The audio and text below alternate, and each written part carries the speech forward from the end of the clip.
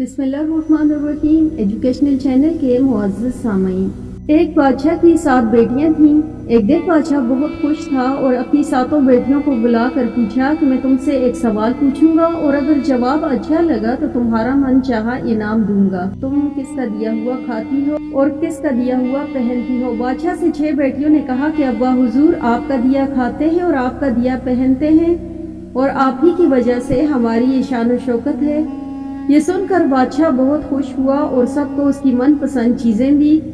جب سب سے چھوٹی بیٹی کی باری آئی، اس نے کہا کہ میں اللہ کا دیا کھاتی اور میں اپنی قسمت کا پہنتی ہوں اور میرا نصیب ہے۔ بادشاہ یہ سنتے ہی آگ بگولا ہو گیا اور اس سے کہنے لگا کہ اے کم بخت، تو نے میری ناشکری کی، تجھے اس کی سزا ضرور ملے گی۔ شہزادی نے کہا کہ جو حکم ابا حضور۔ بادشاہ نے سپاہیوں کو حکم دیا کہ جاؤ اسے جنگل میں چھوڑاؤ، میں بھی دیکھوں گا کہ میرے بغیر کیسے اللہ کا دیا ہوا کھاتی ہے۔ شہزادی سے تمام زیورات واپس لے لیے گئے اور خستہ حال کپڑوں میں بغیر کسی ساز و سامان اور بادشاہ کے حکم کے مطابق جنگل میں تنہا چھوڑ دیا۔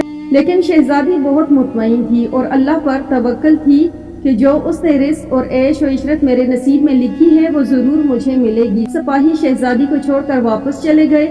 شہزادی جنگل کو دیکھنے لگی، چاروں طرف درخت تھے اور دوپہر شام ہونے والی تھی۔ شہزادی نے سوچا کہ کیوں نہ کچھ لکڑیاں جمع کر لوں تاکہ رات کو آگ جلاؤں، پھر کوئی جنگلی جانور آس پاس نہیں آئے گا۔ رات بھی گزر جائے گی۔ شہزادی جنگل میں لکڑیاں ڈھونڈنے نکل پڑی۔ اس کی نظر ایک جھونپڑی پر پڑی جہاں باہر ایک بکری بندھی ہوئی تھی اور اندر سے کھانسی کی آواز آ رہی تھی۔ پہلے تو شہزادی بہت حیران ہوئی کہ اتنی ویران جگہ پر جھونپڑی۔ جب وہ جھونپڑی کے اندر داخل ہوئی تو کیا دیکھتی ہے کہ بوڑھا ضعیف ایک چارپائی پر لیٹا ہے اور کھانستے کھانستے پانی پانی پکار رہا ہے۔ شہزادی ادھر ادھر دیکھتی تو ایک کونے میں پانی کا گھڑا پڑا نظر آیا۔ بوڑھے ضعیف کو پلاتی، جھونپڑی کی صفائی ستھرائی کرتی۔ اتنے میں بوڑھا ضعیف شہزادی سے پوچھتا ہے کہ بیٹی تم کون ہو اور اتنے بڑے جنگل میں اکیلی کیا کر رہی ہو؟ تب شہزادی اسے پورا ماجرا بتاتی ہے، وہ یہاں تک کیسے پہنچی۔ بوڑھا ضعیف اسے جھونپڑی میں ہی رہنے کا بولتا ہے اور کہتا ہے کہ میں شہر کام کرتا ہوں، صبح شہر چلا جاؤں گا اور 8 دن کے بعد آؤں گا، تم یہیں رہو اور جھونپڑی میں کھانے پینے کا سامان ہے اور ندی پاس ہی ہے، تم وہاں سے گڑا بھر کر لے آنا۔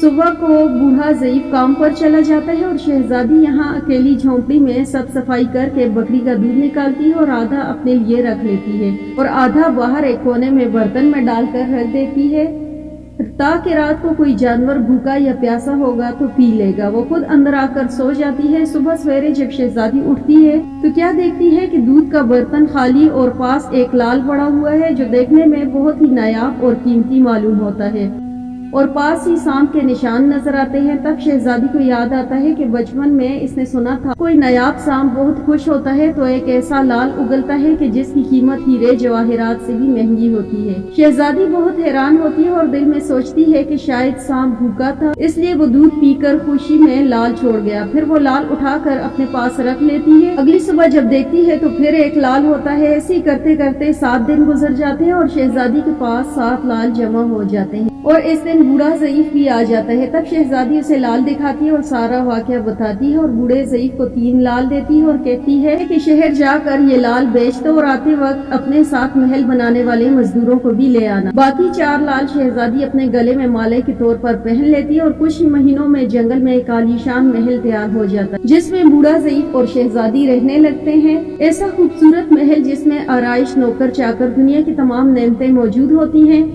شہزادی جنگل میں لکاری کی فیکٹری لگا دیتی ہے جس میں غریب کام کرتے ہیں اور ان کی روٹی بھی چلتی رہتی اور دور دور تک دھوم مچ جاتی ہے کہ شہزادی بہت ہی رحم دل ہے۔ یہ خبر ایسے ہی بادشاہ تک پہنچتی ہے تو بادشاہ کے دل میں اشتیاق پیدا ہوتا ہے کہ دیکھوں تو صحیح کون سے ملک کی شہزادی ہے جس کی اتنی تعریفیں ہیں۔ بادشاہ سپاہیوں کے ہاتھ پیغام بھیجتا ہے شہزادی سے ملنے کا۔ یہاں شہزادی کے سپاہی جب شہزادی کو بتاتے ہیں تو شہزادی یہ حکم دیتی ہے کہ بادشاہ سلامت ایک ہی شرط پر ہم سے مل سکتے ہیں، وہ اپنی تمام بیٹیوں کے ساتھ آئیں۔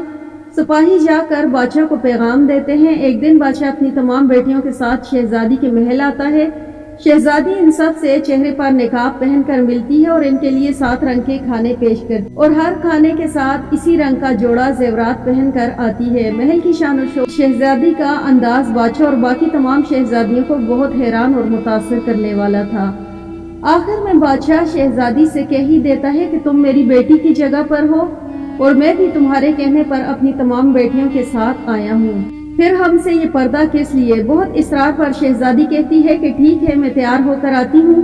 سب شہزادیاں آپس میں سرگوشی کرتی ہیں کہ اتنی تو تیار ہے، اتنے مہنگے زیورات پہنے ہوئے ہیں، اب اور کتنا تیار ہو کر آئے گی۔ اتنے میں دیکھتے ہیں کہ دور سے خستہ حال کپڑوں میں کوئی آ رہا ہے، اور غور کرنے پر بادشاہ کو یاد آتا ہے کہ یہ تو ابھی تک زندہ ہے، میں تو سوچتا تھا کہ اسے جنگل کے جانور کھا گئے ہوں گے، اور جب میں نے اپنے سپاہیوں کو اس کی خبر لینے بھیجا تھا تب انہوں نے بتایا تھا کہ وہاں شہزادی کا نام و نشان نہیں ہے۔ یہ کیسے ممکن ہے؟ بادشاہ خوشی سے جھوم اٹھا اور کہتا ہے، شہزادی سے آزاد کروا کے لے جاؤں گا، چاہے وہ تمہاری قیمت میں میری ساری بادشاہت مانگ لے۔ شہزادی کہتی ہے کہ نہیں ابا حضور، میں وہی شہزادی ہوں، میں نہ کہتی تھی کہ میں اللہ کا دیا کھاتی ہوں اور اپنے نصیب کا پہنتی ہوں، بس اس اللہ نے مجھے کہاں سے کہاں پہنچا دیا، آج میں آپ سے بھی زیادہ امیر ہوں۔ پھر شہزادی اپنا تمام حال بیان کرتی ہے کہ وہ اس مقام تک کیسے آئی، اور دکھاتی ہے اپنے گلے کی مالا جس میں ابھی بھی 4 لال موجود ہوتے ہیں۔ بات سنتے ہی باقی تمام شہزادیاں دل میں رشک کرنے لگتی ہیں اور سوچتی ہیں کہ کاش ہم نے بھی تب یہی کہا ہوتا کہ ہم اللہ کا دیا کھاتے ہیں